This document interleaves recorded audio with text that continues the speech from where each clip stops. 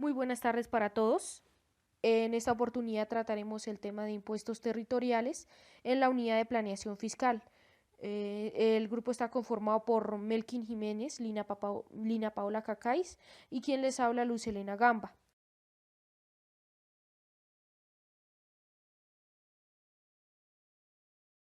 Comenzaré con el tema de la división que tienen los impuestos territoriales, los cuales pues se encuentran divididos como impuestos departamentales e impuestos municipales. Dentro de los impuestos municipales encontramos el impuesto de industria y comercio, el predial, vehículos automotores, delineación urbana, juegos de azar, gasolina, entre otros. El impuesto departamental tenemos consumo de cerveza, vehículos, consumo de cigarrillo, impuesto al registro, impuesto a la gasolina. Es de recordar que la administración, la vigilancia y los procedimientos para los efectos de cobro y fiscalización del recaudo se le atribuye a la Secretaría de Hacienda, quien es la encargada de realizar estas funciones de vigilancia y control. Existen algunos grupos que no están obligados a realizar el pago de estos impuestos, tanto departamentales como municipales. Entre ellos se encuentran algunos diferenciales para clasificar a estos grupos que no están obligados a pagar estos impuestos. Entre ellos se encuentran eh, eh, las personas naturales o jurídicas que son subyugados pasivos, las diferentes entidades que realizan exportaciones, actividades realizadas por hospitales, clínicas sin ánimos de lucro, empresas sin ánimo de lucro, partidos políticos, sindicatos, agremiaciones de profesionales, ya que este tipo de actividades no constituyen una base para liquidar impuestos y pues estas actividades están prohibidas para el pago de impuestos. Asimismo, pues también las reservas naturales en materia del pago del predial pues no se debe, está prohibido generar este impuesto en esta actividad de reservas naturales y en las instituciones religiosas. Existe otra diferencial que es la extensión. Es un beneficio tributario por una actividad que contribuye al desarrollo social y ambiental a la infancia y al adulto mayor y dura 10 años. La deducción es otro diferencial y es un beneficio tributario y pues depende de una ordenanza, disminuye la base gravable del impuesto, por ejemplo el de industria y comercio generando diferencia en cambio y otras actividades. También existe la diferencial preferencial, que es un beneficio tributario por actividad que contribuye al bienestar general y mejoramiento de calidad de vida. Se fundamenta en una tarifa mínima dependiendo la ciudad y se solicita a todas por empresas hacia las instituciones, hacia las alcaldías o gobernaciones, para que pues les concedan estos beneficios tributarios. Para ello se debe cumplir, para que se obtengan estos beneficios tributarios, las empresas o personas deben cumplir con lo reglamentado en la Constitución del 91 en el artículo 287 y el 94, donde las excepciones solo las concederá el alcalde o gobernador apoyado por el Consejo Municipal y la Asamblea. Esto es todo en la parte de división de impuestos departamentales y territoriales y siguen mis compañeros en los siguientes temas en la unidad de planeación fiscal en el tema de impuestos territoriales. Muchas gracias. Desde el punto de vista misional tributario, en la Constitución Política de Colombia del año 1991 encontramos que, según el título 11, en el capítulo número 3 del régimen municipal En el artículo número 311 nos indica que le corresponde a un municipio las actividades que están plenamente definidas y vinculadas con el bienestar general de la calidad de vida, como es el caso de la salud, de la educación y entre otros.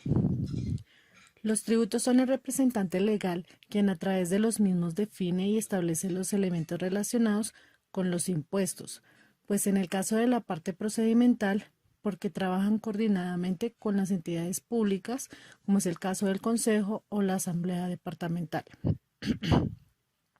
Lo anterior, teniendo en cuenta que la obligación del municipio frente a los tributos, pues según el artículo 313 del mismo capítulo, se refiere principalmente a que le corresponde al Consejo Municipal coordinar con su representante legal, estudiar todos los elementos de la situación tributaria con sus componentes de carácter jurídicos y excepciones ordinarias o extraordinarias. Esto con el fin de proceder a identificar los artículos necesarios para el control, la administración del recaudo y la fiscalización del tributo, que posteriormente se va a ver reflejado con la expedición de una norma llamada acuerdo municipal, y es entonces donde la entidad territorial puede cobrar el tributo. Por consiguiente, el artículo 317 se refiere al gravamen relacionado con los bienes inmuebles.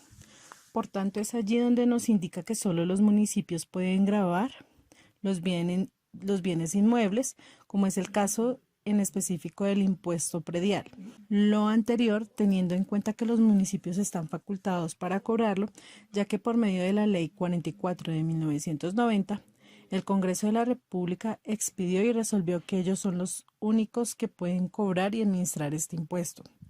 Esto teniendo en cuenta que en los municipios existe una dependencia vinculada con la Secretaría de Hacienda que se llama Catastro, cuyo objetivo principal es investigar los bienes inmuebles, identificar sus propietarios, su avalúo, su parte económica, su delimitación, hora o área, por lo que se encargará de liquidar y generar un documento equivalente por concepto de impuesto para una persona, bien sea natural o jurídica, que tenga una propiedad inmueble como tal a su nombre.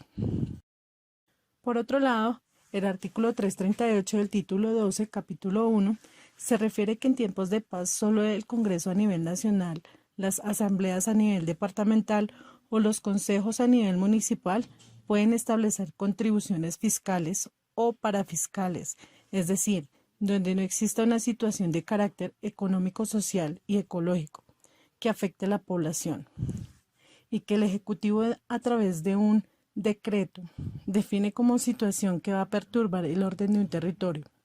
En caso de existir esta situación, se decreta que el representante o ejecutivo pueda hacer uso de los ingresos generados por la nación, o si fuera el caso en un municipio, un impuesto debe identificar plenamente los elementos de la obligación tributaria para su debido cobro. Estos elementos deben contemplar que el tributo es el sujeto activo, el sujeto pasivo y el hecho generador, base gravable. Como ejemplo tenemos el impuesto predial, donde el sujeto activo es el municipio, el sujeto pasivo es el propietario del bien inmueble y el hecho generador es el avalúo catastral. Por consiguiente, el artículo 345 del título 12 en el capítulo número 3 nos habla que en tiempos de paz no se puede cobrar un impuesto que no esté incorporado en el presupuesto de rentas, y tampoco se puede ejecutar un gasto que no haya sido aprobado en el presupuesto municipal u ordenanza departamental. Y por último, el artículo 362 del título 12, capítulo número 4, nos indica que los bienes y rentas procedentes de la explotación de monopolios de las entidades territoriales, municipales y departamentales son de propiedad exclusiva y gozan de las mismas garantías que los de propiedad particular. Estos están bajo la responsabilidad de los departamentos. Un ejemplo es el caso de los licores, que están soportados bajo la Ley 1816 del 2016, ya que como arbitrio rentístico busca obtener recursos para los departamentos con una finalidad asociada a la financiación de la salud y la educación, para garantizar la protección de la salud pública. Buenas compañeros, le habla Melkin Jiménez y les voy a hablar sobre el sistema tributario de Colombia y la DIAN. El sistema tributario de Colombia y la DIAN o la ruta de acción del la ruta de acción del pago de impuestos consiste en 3 pasos, más conocido como el ABC. El primer paso es la publicación del calendario tributario, la cual está a cargo de la DIAN o de la Secretaría de Hacienda. El segundo paso está el pago de los impuestos dependiendo la tierra nacional, se hace a la DIAN, si es el impuesto local o se hace en la Secretaría de Hacienda en cada municipio de la ciudad. El tercer paso y último es el paso a realizar el pago de los impuestos, que ya es la presentación del contribuyente para pagar o presentar sus impuestos. Es muy importante comprender cómo funciona el sistema tributario en Colombia. Debemos tener en cuenta 4 extensiones muy importantes. La primera es precisar quién es el sujeto activo. En este caso es decir que es el Estado a quien va a recibir ese tributo. 2. El sujeto pasivo es aquel que tiene la obligación tributaria, es decir, quien hace el pago de este dictamen. Y 3, el declarante es la persona natural o jurídica que cumple con los requisitos que pone la ley para poder presentar esos impuestos. Y 4, la base agravable,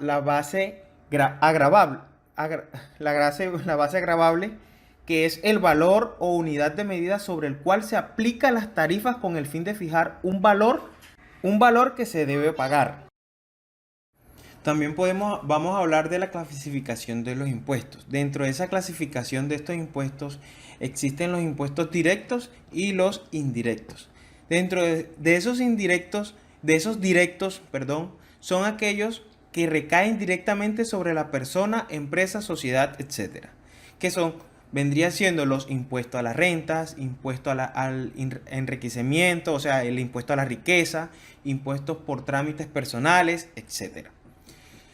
Y en los indirectos se encuentran los que se imponen a bienes y servicios y las transacciones que se realizan con ellos, es decir, las personas indirectamente a través de las compras de bienes o servicios pagan el impuesto. Se cobran por la compra y venta de bienes y servicios, por ejemplo, el IVA, que es el más conocido, uno de los impuestos indirectos. Es lo que podemos decir que son uno de los impuestos indirectos. La DIAN, Dirección de Impuestos y Aduana Nacional, es una entidad anexa al Ministerio de Hacienda y Crédito Público. Se constituyó como una unidad administrativa especial mediante el decreto 2117 en 1992, el 29 de diciembre.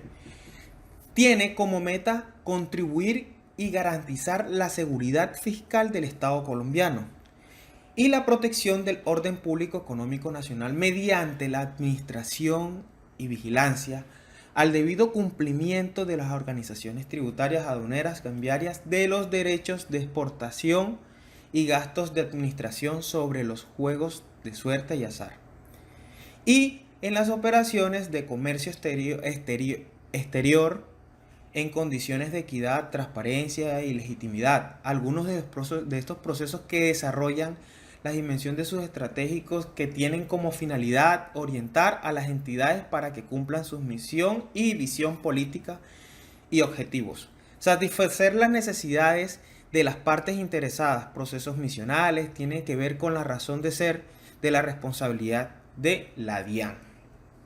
La DIAN también brinda apoyo y proporciona el soporte de los procesos estratégicos y regionales de medición, análisis y mejoras de procesos de evaluación de control. Esto es todo, compañeros. Muchas gracias por su atención prestada. Que estén muy bien.